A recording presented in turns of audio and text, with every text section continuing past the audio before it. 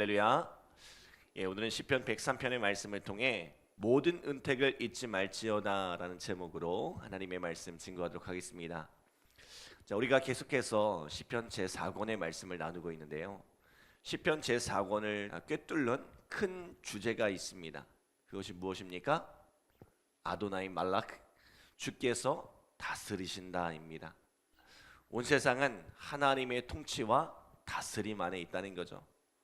이 거대한 우주 만물, 대자연의 변화도 하나님의 다스림 안에 있고, 세계의 역사, 한 나라의 흥망성쇠도 하나님의 다스림 안에 있다는 것입니다. 그리고 그 속에서 살아가는 인간의 역사 또한 하나님의 다스림 안에 있다는 거죠. 우리 각 사람의 삶이 천지 만물을 돌보시는 하나님의 돌보심 안에 있다는 것입니다. 때문에 마태복음 6장 30절에 보면 오늘 있다가 내일 아궁이에 던져지는 들풀도 하나님이 이렇게 입히시거든 하물며 너희일까 보냐 믿음이 작은 자들아 라고 말씀하시죠. 우리 모든 인생은 하나님의 돌보심 안에 있습니다. 이것을 다른 말로 표현하면 무엇입니까? 은혜입니다. 자, 우리는 하나님의 은혜 아래 살아갑니다. 우리가 인정하던 인정하지 않던 사실 우리는 하나님의 은혜가 아니면 단 하루도 살아갈 수 없는 존재들입니다. 오늘 시편 기자인 다윗은 그 은혜를 잊지 말라고 말씀합니다. 자, 우리 1절 2절 말씀 함께 읽어볼까요? 1절 2절 시작. 내 영혼아 여호와를 송축하라. 내 속에 있는 것들아 다 그의 거룩한 이름을 송축하라. 내 영혼아 여호와를 송축하며 그의 모든 은택을 잊지 말지어다. 아멘. 다윗은 자신의 영혼을 향하여 하나님의 은택을 잊지 말라고 선포합니다. 자, 그런데 은택이 뭘까요? 우리는 일반적으로 은혜라는 단어를 더 많이 사용하죠. 히브리 원문에 보면 계물이라는 단어를 사용하는데요. 이 계물은 가말이라는 동사에서 나온 단어입니다. 이 가말은 완전히 성숙시키다, 무르익게 하다라는 뜻이에요. 성경에서는 아이가 젖을 떼고 다음 단계로 성장하기까지의 이 과정을, 혹은 열매가 무르익어 수확할 때까지의 과정을 뜻하는 단어가 이 가말이라고 합니다. 그러니까 은택 혹은 은혜를 뜻하는 계물은 성숙에 이르기까지, 열매를 거두기까지의 이 모든 과정을 포괄하는 거예요.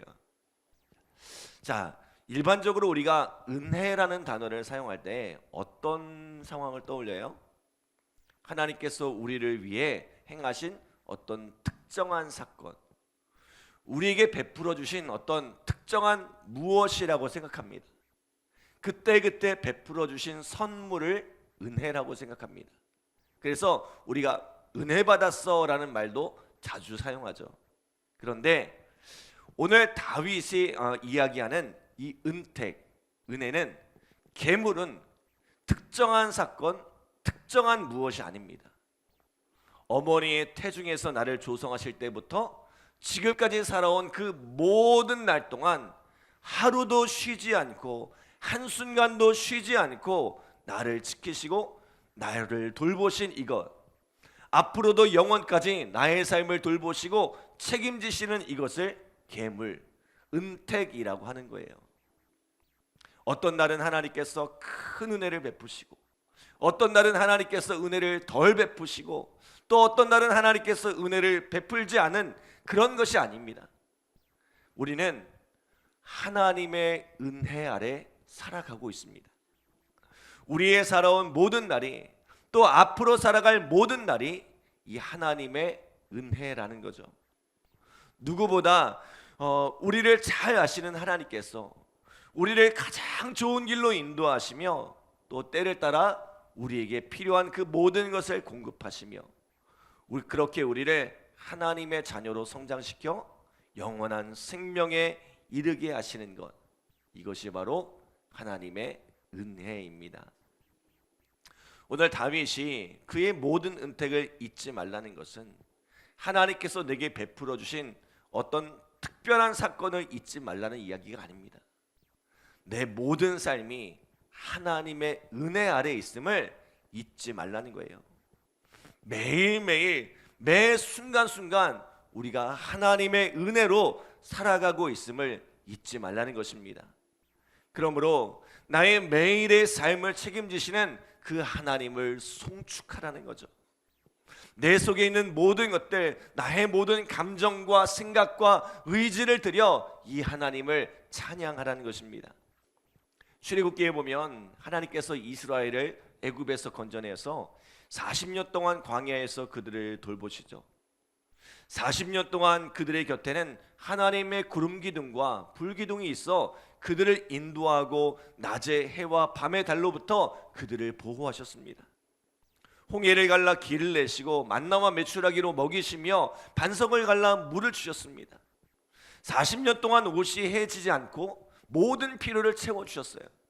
그리고 마침내 젖과 꿀이 흐르는 이 가나안 땅에 그들을 들이셨어요.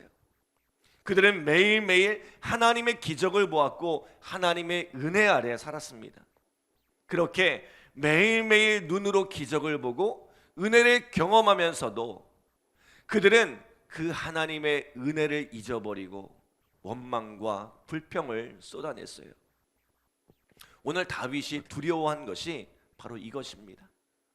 비록 눈에 보이지 않지만 다윗은 하나님의 은혜 아래 살아왔습니다. 하나님의 돌보심으로 여기까지 왔습니다. 그런데 그 하나님의 은혜를 망각할까봐, 그 하나님의 은혜 아래 있음을 잊어버릴까봐 두려워하고 있는 거죠.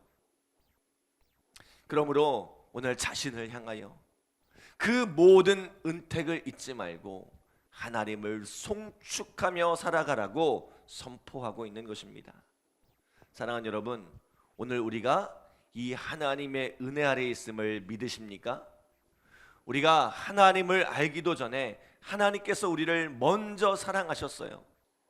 우리가 어머니의 태중에 있을 때부터 우리가 예수님을 알고 신앙생활을 시작하기 전부터 이미 우리를 알고 우리 그의 은혜로 돌보고 계셨습니다.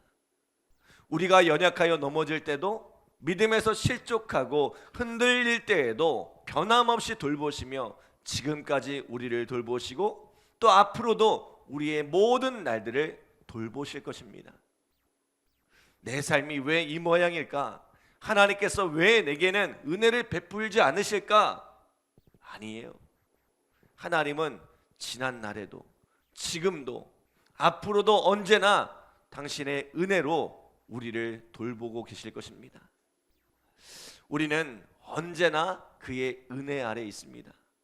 오늘 우리 안에 이것을 잊지 않고 살아가기를 간절히 기도합니다. 그렇다면 그 은혜의 하나님께서 우리에게 어떤 은혜를 베푸세요? 자, 우리 3절로 5절 말씀 함께 읽겠습니다. 3절로 5절 시작. 그가 내 모든 죄악을 사하시며 내 모든 병을 고치시며 내 생명을 파멸해서 속량하시고 인자와 긍휼로 관을 씌우시며 좋은 것으로 내 소원을 만족하게 하사 내 청춘을 독수리같이 새롭게 하시는도다. 아멘. 하나님은 좋은 것으로 소원을 만족하게 하시는 분이래요. 독수리같이 우리를 새롭게 하시는 분이래요. 종종 말씀드리는 것처럼 하나님은 선하신 분이세요. 선이 뭐라고 했죠? 굿니스. 하나님이 보시기에 심히 좋은 것을 선이라고 했습니다. 하나님이 세상을 지으실 때에 그 지으신 것을 바라보시며 보시기에 심히 좋았다고 했어요. 죄로 인하여 세상이 하나님을 근심하게 만들었지만 하나님은 결국 이 세상도 하나님이 보시기에 심히 좋은 모습으로 바꾸어 놓으실 거예요. 이것이 바로 하나님의 선입니다. 우리의 인생도 마찬가지입니다. 우리의 인생에 여러 가지 굴곡이 있고 실패와 좌절도 있습니다. 때로는 병이 들기도 하고 깊은 수렁에 빠지기도 합니다. 그러나 하나님께서 결국 우리의 인생에 가장 좋은 것으로 만족하게 하신다는 거죠. 인생의 밑바닥에서 허우적거리는 것 같지만 결국에는 독수리의 날개침 같이 훨훨 날아올라 창공을 가르는 새로운 삶을 살게 하신다는 거예요. 다윗은 그 젊은 날에 사울에게 쫓기며 인생의 깊은 수렁에 빠져 있었습니다. 그리고 왕의 최정예 부대에게 쫓기며 수많은 죽음의 위기에 직면했습니다. 사울이 두려워 누구 하나 다윗을 돕지 않았어요.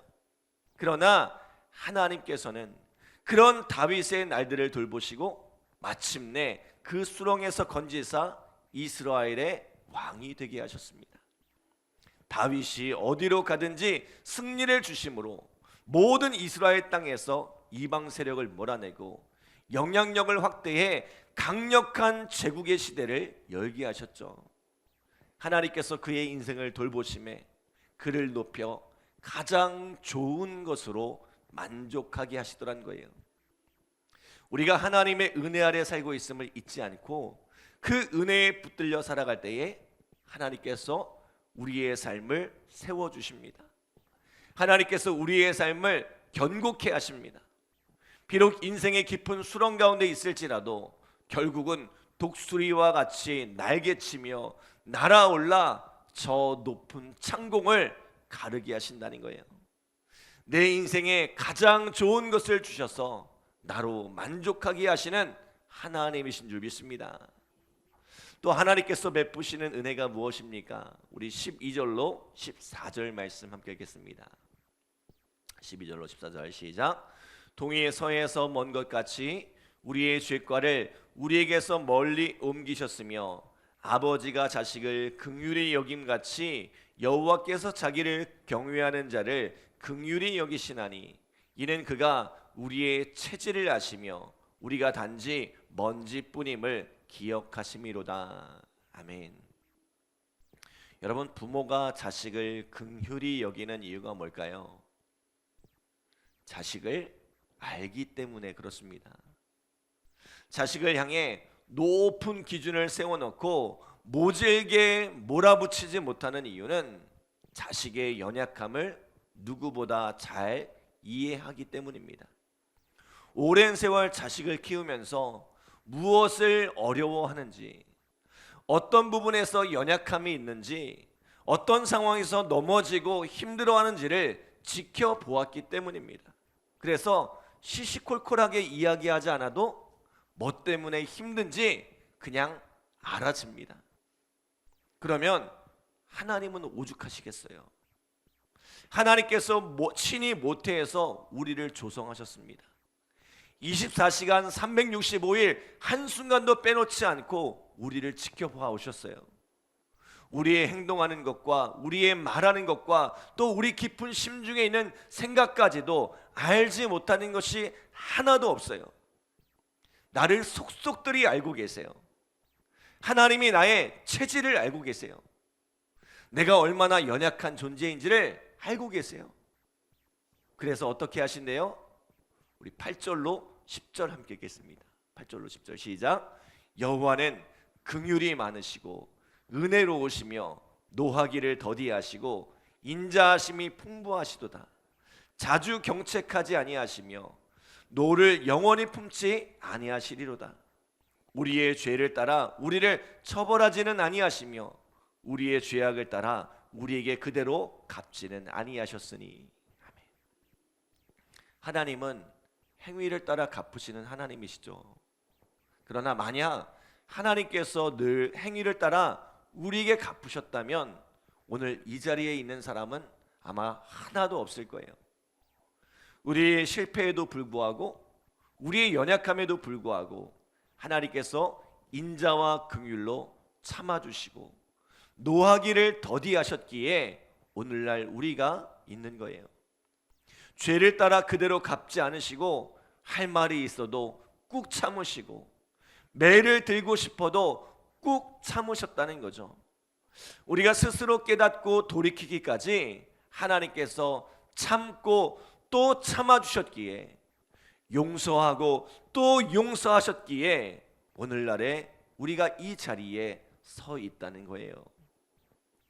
우리는 처음부터 완전한 모습으로 태어나지 않았어요. 모든 것이 미숙하고 부족한 모습으로 시작했습니다. 가진 것도 없고 힘과 지혜와 능력도 없었습니다. 늘 실패하고 넘어지기 일쑤입니다. 그러나 하나님께서 공장에서 양품과 불양품을 갈라내듯이 우리를 갈라내지 않으셨어요. 우리의 체질을 아심으로 오랜 인내 가운데 우리의 필요를 채우시며 돌보시고, 때로는 실수하고 실패하고 넘어지나 그 실수와 실패와 넘어짐을 참아주시고 다시 일어날 수 있도록 도와주셨습니다. 그렇게 오랜 인내 속에서 우리를 성장과 성숙으로 이끌어 주셨다는 거예요. 이것이 바로 우리를 향한 하나님의 은혜입니다. 사랑하는 여러분, 오늘 우리가 이 은혜 아래 있음을 잊지 않기를 소원합니다. 그리고 내 안에 있는 이 모든 것으로 이 은혜를 송축하며 살아가는 우리 믿음의 성도들 되시기를 간절히 기도합니다. 기도하겠습니다. 하나님 감사합니다. 주의 은혜 가운데 붙들어 주시고 오늘도 귀한 말씀으로 우리에게 함께 하심에 감사드립니다. 하나님, 오늘 우리가 날마다 하나님의 은혜 아래 살아감을 믿습니다. 그 은혜 아래 살아감을 잊지 않게 하여 주시옵소서. 날마다 그 하나님을 송축하며 살아가게 하여 주시옵소서.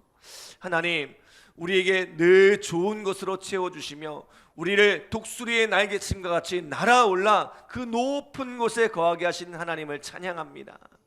하나님, 오늘 우리의 연약함에도 불구하고 우리의 체질을 아시고 우리를 참아주시고 우리를 인내하여 주셔서 지금까지 우리를 돌보시고 지켜주시고 인도하여 주심에 감사드립니다.